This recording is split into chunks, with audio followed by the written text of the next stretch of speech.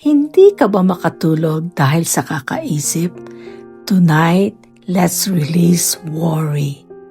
Hi, ako si Lola Ellen. Welcome to Faith plus Frequency, where faith meets daily renewal. Matthew 6 verse 34, do not worry about tomorrow, for tomorrow will worry about itself. Science says worry over stimulates the brain, kaya hirap ka makatulog.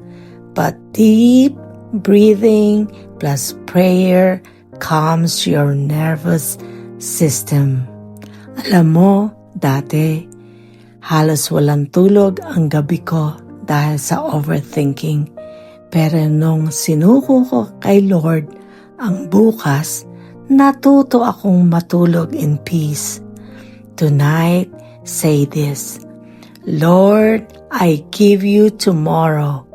I receive your peace tonight. May bagong mercy bukas. Sleep in His peace.